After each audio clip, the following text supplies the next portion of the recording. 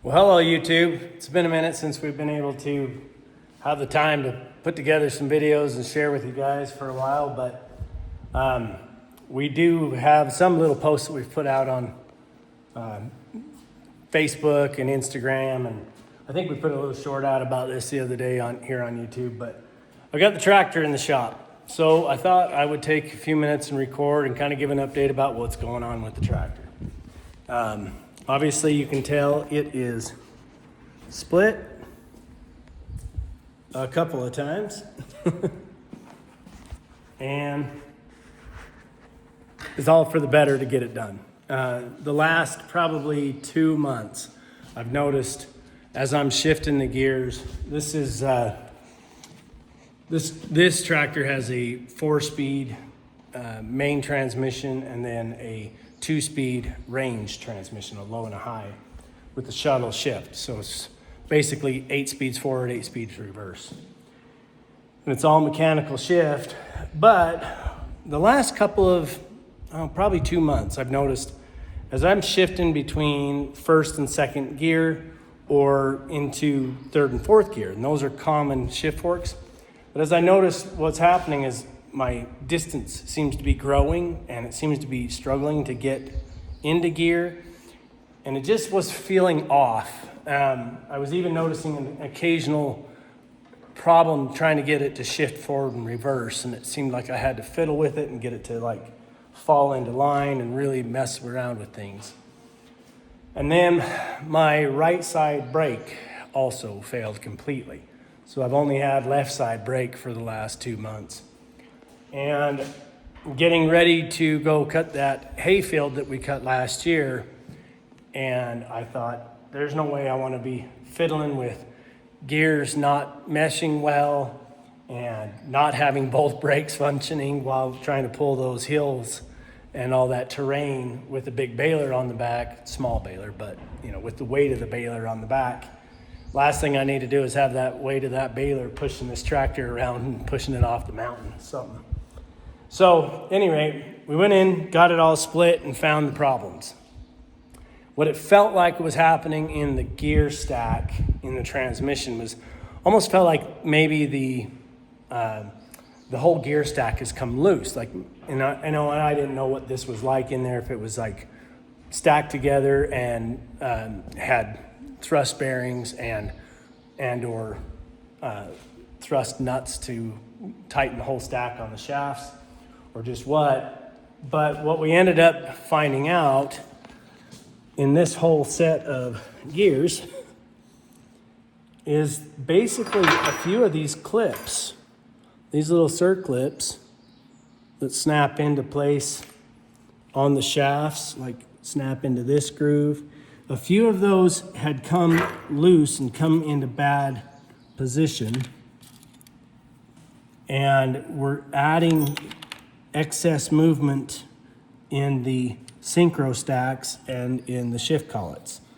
And part of that was a problem there, so then it was having a hard time for all of these gears to mesh well and drop into gear. So it was making it so they didn't quite line up. Things would get a little off kilter and drop in incorrectly, which meant that I was pulling harder on the shifter than I should, which added wear to the shift forks.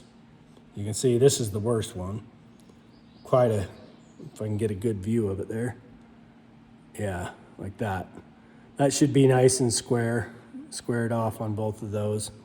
So that's pretty worn out. I got 2 shift forks that have got a substantial amount of wear, and that's the first to second and the third to fourth gear forks that are bad. The others, because of that play and that movement, the shift collets have gotten some pretty good wear on the points of those little teeth. Those teeth should be pyramidal, and that allows it to kind of just have a nice sharp point to fall right in and move on to the next gear. But the little pyramid points have all been ground off, and so they're relatively flat. So I went through piece by piece and figured out all the parts that we were going to need and ordered them all up. And I got a whole box of clips, and mostly clips, collars, and only a couple of the bearings. Really, I'm only changing out a couple of the bearings because of where they're at. There's two little needle bearings in there. This one, and there's another one that goes inside of here. And they just felt a little gritty. They didn't feel really smooth. They kind of sounded gritty instead of rolling quiet and rolling smooth. So I got those replaced, and then one of the ball bearings in the transmission, it's actually over on the bench because it's got another shaft stacked on it. But basically, it's just one of the ball bearings that goes on there. When I spin it, it also has kind of a gravelly sound. It doesn't sound really smooth. So I got that bearing. Now the only problem that I've run into, one of these shift forks is back ordered, and I don't even know if it's going to be available. So it's not the worst one, but it does have some substantial problems. You can see that the points there that should be flat have got some wear into them. And that's not too terrible. I could probably weld those up and be okay.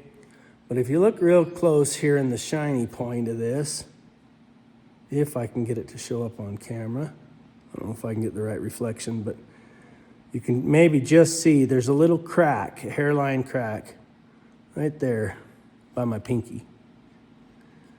And so that crack is no good, because then if I put that back together, even with the other tabs welded up, then you start putting any pressure on that and that whole thing could just break off. So now I'm in a quandary. I've got to figure out, do I try to weld that up and weld it up on the tabs and the crack and try to get it kind of held back together so that I can get the tractor back together? I have no idea when the back order is going to release and have these parts available. So I've got one fail safe that I'm going to try, and that is they show throughout the whole country, there's one dealer in the country that has the part on their shelf. They're closed tonight, so I can't call them. I got to call them in the morning and see if they will let me pay for it to them directly and have them ship it. They're clear over in North Carolina. Some dealers are good about that. Some dealers don't want to mess with shipping that far. So if I can get it shipped, I'll get it shipped. If I can't, then I guess we're going to have to figure out if we can weld that up and fix it. So anyway, that's kind of where we're at. Going through, I'm going to start with a bit of cleanup on this, and I'm going to probably do that today while I'm waiting on information about that shift fork. Get through these housings, clean them out, flush them out, make sure everything's clean and ready to go. All the parts are cleaned up and ready to start assembling. And then we'll see what we can find out about that shift fork and hopefully get that done. Once I get this transmission portions back together and get the transmission mounted and the tractor back so that it's all one piece, then I can do the brakes. It'd be really difficult to do the brakes right now because they are inside of here. So I have to take this, split the axle end and the whole drivetrain end off of the final to get in there to do the brakes. And that's not a good thing to try to do with all of that weight. So I'll get it bolted back together so that I can lift up one side and then take off one side, redo the brakes, put it back together, jack up the other side, pull it all off, tear it apart, put it back together. So a few days worth of work.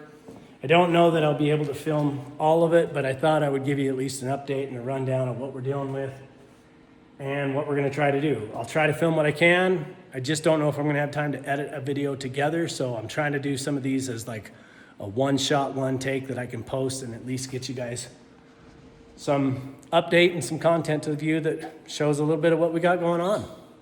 Thanks for the ride. Watch for some updates.